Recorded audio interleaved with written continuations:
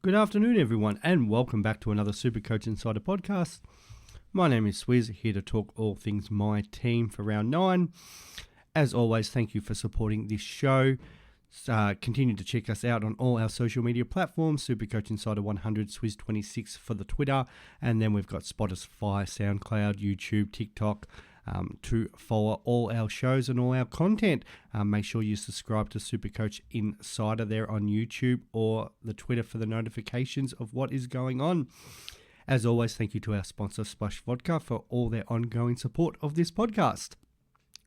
Now, in regards to me, last week, very good, 25-26, which I think for the week ranking was about 650, so that's moved me up.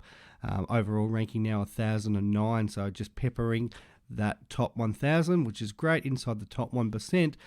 So no, pretty happy with the way things went. The last week, big trading was Sinclair, probably the only slightly regret, and I wasn't looking at him as hardcore as I was looking at a couple other people, was, it would have been nice to bring in Anderson and get that extra 80 points and with his extra boost in cash, but I'm still pretty happy with the way Sinclair went. So I think my side's starting to round out quite well now. I've got the 4 rookies on field, which seems to be the case with most people at the moment. So let's not count Sheasel as a rookie, but we'll go Chincotta, Ashcroft, Wilmot and Chandler are my 4. Now, currently, I've done 1 trade for this week. Now, I've been debating between 4. So the option that I've taken at the moment is JVR, even though he's got off his suspension. He has gone out and then done a bit of a move around of players. So I think Roberts went in from the midfield to the forward line, and then Chesham may have been, or Wilmot was the one that moved from defence into the midfield, and Weddle has come in from him. Hawthorn defender, scored 54 last week. The rookies are a bit sparse. His job security is all right, and I say just all right because Hawthorn are mixing their team each and every week, but definitely trying to get as many games into the young fellas as possible. He was definitely on the radar pre-season, so that does help with that side of things. I feel like the scoring is not going to be like through the roof. We're probably going to see 40s and 50s, but to plot along on our bench and hopefully play through the buys will at least give us something. Knowing our luck here, probably the week we need him through the buys he'll be dropped, but for now, we're going to go with him. So, as I said, 4 options I've been looking at. So that was option 1. And the reason I like it is it does give me the $151,000 to spend. So I could definitely look at option 2, which is Ashcroft up, which I know it's roughly 600 people have traded out Ashcroft of the top 1% at the moment. So that equates to about 1,800 people, so 1/3 of them. And that's because Ashcroft's break even is at 71. Now, he definitely has the capabilities of scoring that. The Bombers are undermanned, so there'll be more points floating around. I don't think there's going to be the big spike of Ashcroft, but there is that potential where he could get onto a 90, 100 and hopefully restart some of that cash gen. I think that's less likely, but I think he can definitely match his break even. I had thought about using that 151k and sending him straight to either Mills or Still. I was leaning more towards Still if I did it this week, because then the following week would have to be Mills. And that would sort my buys pretty good with the round 12. And if I put that up there, where we got round 12 playing for round there, we should see, it's only Ashcroft who would have been traded out anyway. Up forward, Dunkley, Goulden, and down back it's just Sinclair. So the idea of bringing in a Steele and then a Mills doesn't hurt my buy structure too much there. So it's something I was definitely considering. They're cheaper options in the the 525 mark, and something that definitely affordable to able to upgrade my team quicker. The only issue with that is I was thinking, well, maybe I can use, if I do the 1 down, and then with the focus on doing 4 trades over the next 2 weeks, I can bring in more expensive players. So with the view that hopefully Ashcroft still hits his break even, and Ashcroft and a Wilmot next week, Blake Jury, somebody I'd look at, and hopefully Wilmot with that break even of 37 can still get around a 50, 57 would be great. Make an extra 8 or 9k, and then 100. Bringing in the 102k Jury would give me 170k, so that's 170 on top of Ashcroft, which will be around that 370 mark, is 540. Take some of that money that I've got in the bank and turn him into Sam Walsh. The reason also I don't mind doing that and holding the week. It gives me another week of data for Sam Walsh.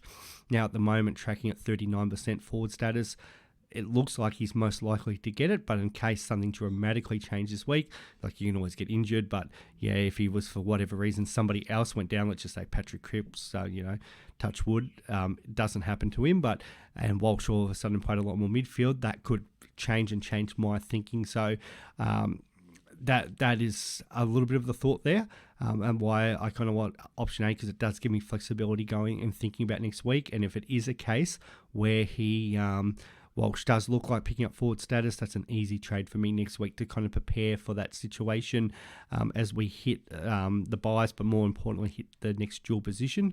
And him as a forward definitely could be an F1 option.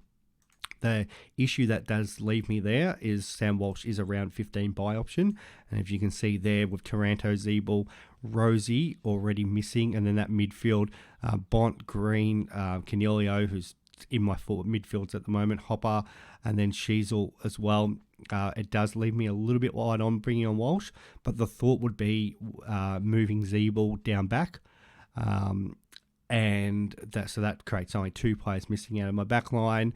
And then Walsh comes in, it's the forward line, so it's only then 3. Hopper should have been traded on, hopefully, by then. Like, there's potential he becomes a keeper just the way things are travelling, but I would hope I've moved Hopper on. So, and maybe it'll be one of Canelio and one of Walsh in the forward and one in the midfield. So then it's only Bont, Green, say Canelio.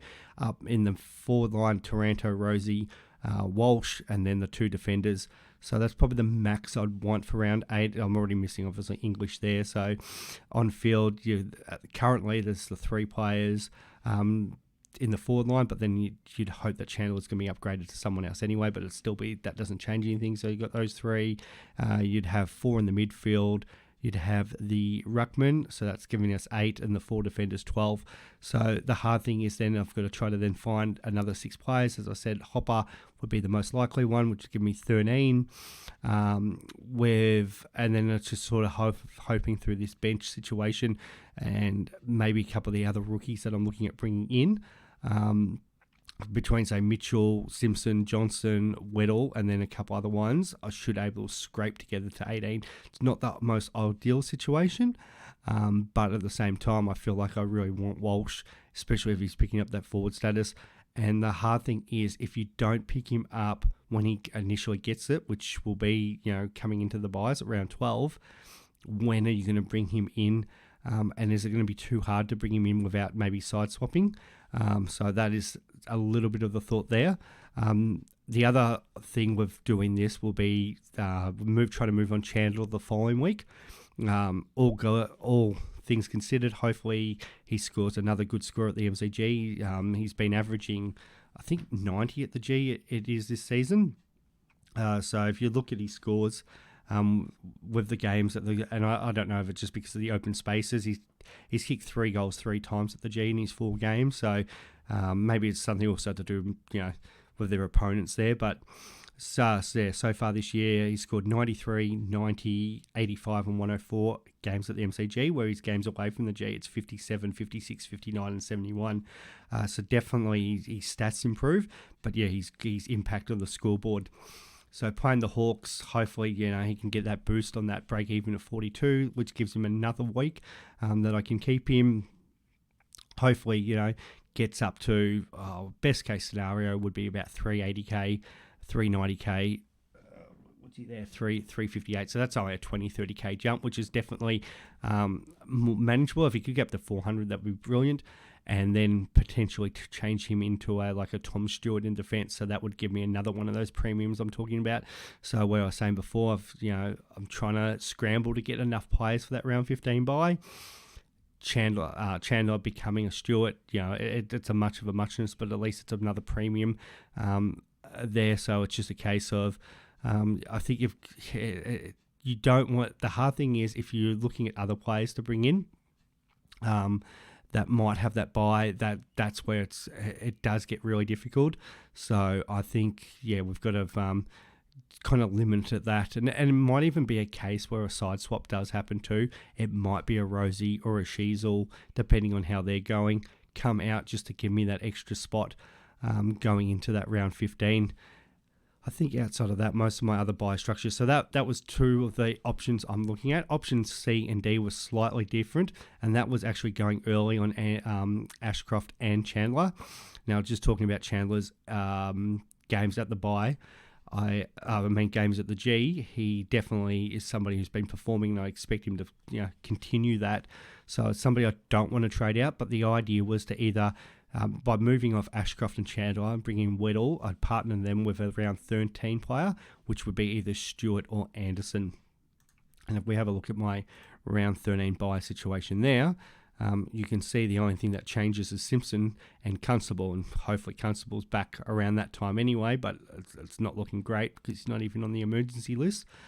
But hopefully they like Simpson's job security. But yeah, we've got a lot of most people are looking pretty good for that round. So that was one thought. But with that 150k, as I was saying, and if hopefully Chandler gets up to 400 by going the following week, one down, one up, which would have been looking at maybe say a Mitchell, might have peaked by then, or one of those other rookies goes down, and then the money goes on to Chandler plus the leftover money I have from Walsh, and then I can get Stewart in. So would I prefer bringing in Steele this week, Mills the following week, or would I prefer waiting a week and then it's like Walsh and Stewart, which then really strengthens my forward and my defence, and then probably a little flexibility through the midfield. Yes, I would like midfielders, but if there's midfielders, even though I think Steele's got the potential to go 110, if these guys are only going to go 1.5 and I can bring in a forward and a defender that can go 115, definitely Walsh can. Stewart, with the amount of games they have coming down at Geelong, has the ability to do that. It's hard, and Stewart could definitely go more than that, even without the games at Geelong. It's hard to ignore them for just waiting a week. So yeah, I think that's where I'm leaning towards. So option C and D were, as I said, we're looking at trading those guys out and bringing in Stewart or Anderson in. I feel like one or if not both are going to go really good tonight. If you have them, I think they're really good VC options, so definitely something to consider. And that was sort of my thinking, and maybe it's a little bit of short term. I'm going to probably want Stewart anyway. It's just more the case of, excuse me, I'm still getting over this cold. It's more the case of, well, I feel like Chandler can still, pump out a 90 score this week. Anything probably under 70 will be disappointing. But yeah, if he goes sort of 90 and Ashcroft can still rebound and go 70, like it's 160 combined, what am I expecting at a Weddle, against the D's, probably going to struggle.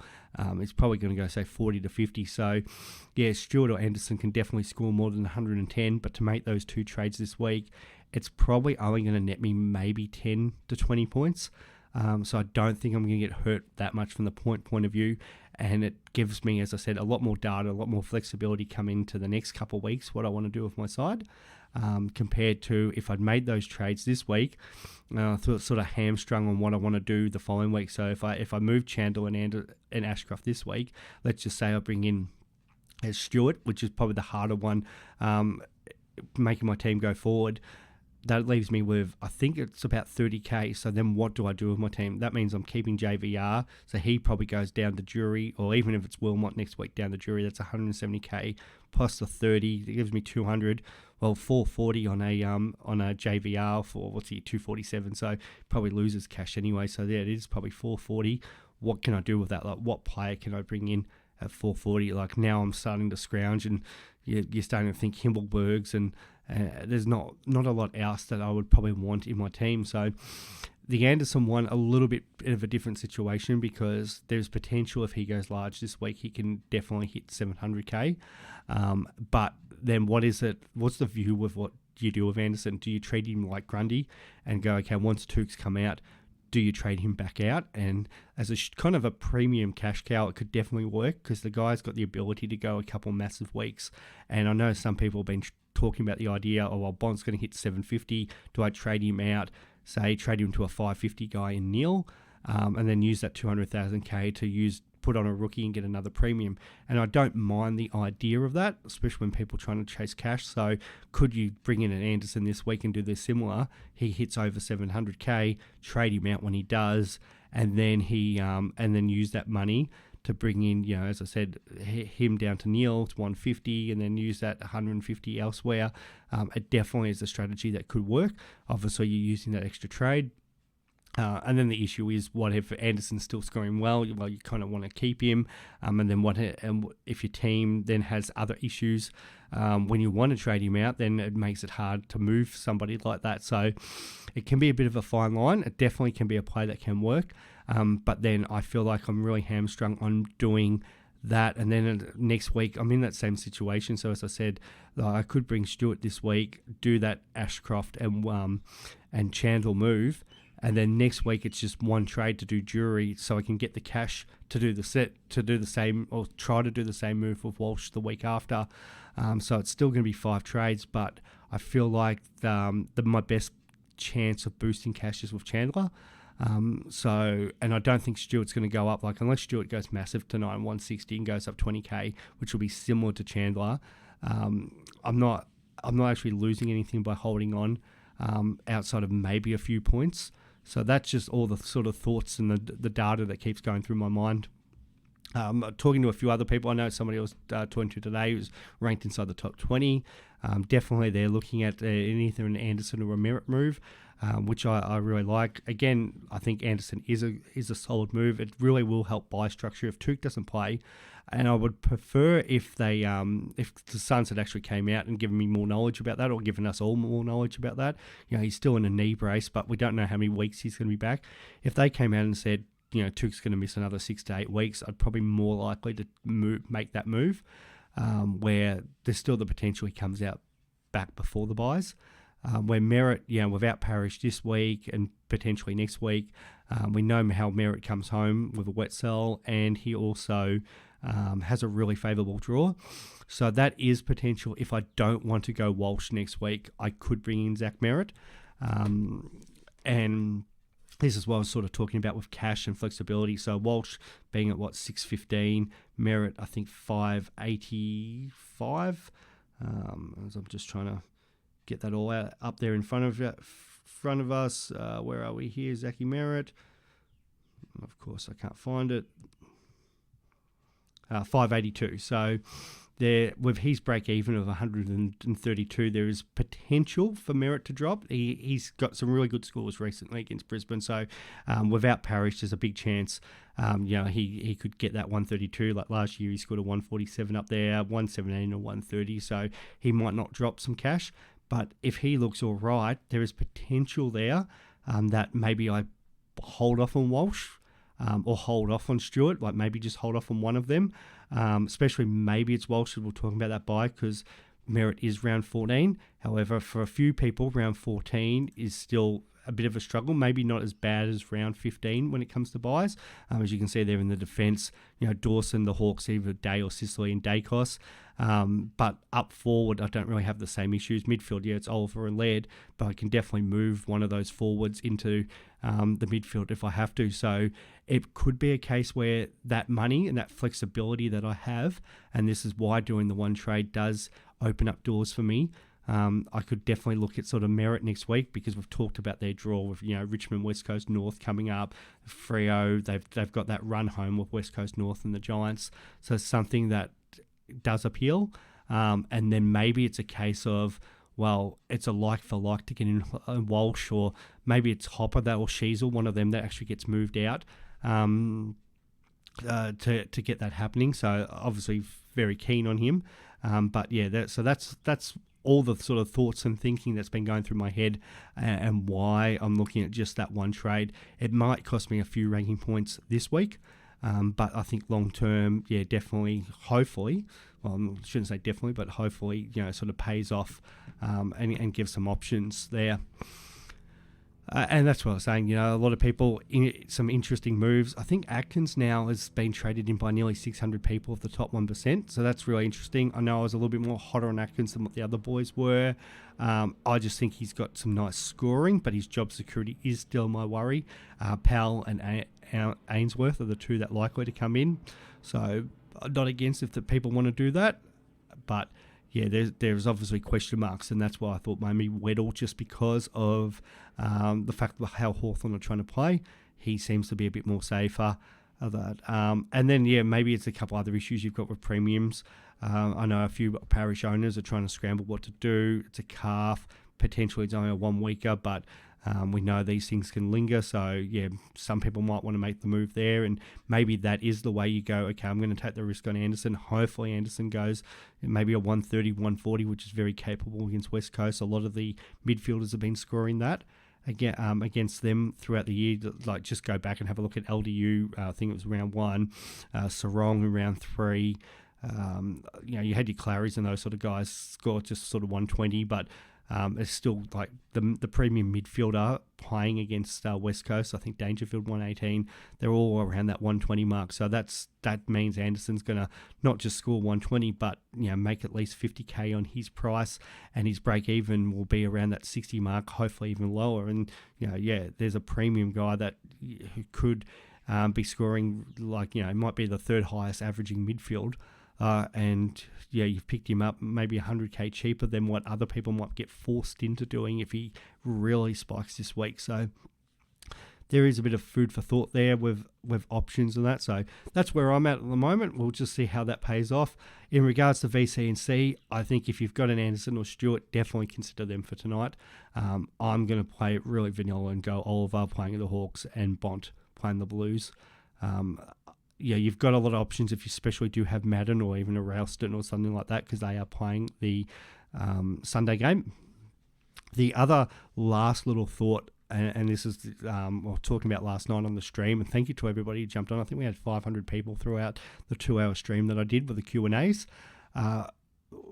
Trying to hold off one trade could be important with the news about Marshall. So we still haven't got clarification about his ankle at the moment he's playing, but they are have named Tom Campbell as part of that squad. We'll get updates as we get in closer to Sunday. I feel like it's going to be a case where he plays, and we just hope from there. But if there is any murmurs come tomorrow where he might be out injured, then I've got to consider my options there. So having that trade up the sleeve, because I don't have any more boosts to do anything there is that potential that I could roll the dice and go Marshall down to Gawn. Don't really want to do that with Marshall's break even, but it is a possibility. So having that trade up the sleeve could get myself out of disaster if some extra bad news comes out within the next 24 hours. If there's no real news in that time, I'm going to be pretty more confident that Marshall's going to play. Otherwise, I'm going to have to scramble for some other ideas. So sometimes that's the good thing to have the trade up the sleeve, just in case there's a disaster throughout the week, and we've all been through that before. The other one is I've got Simpson there, emergency on the in the midfield, so he can be a forward or a midfielder.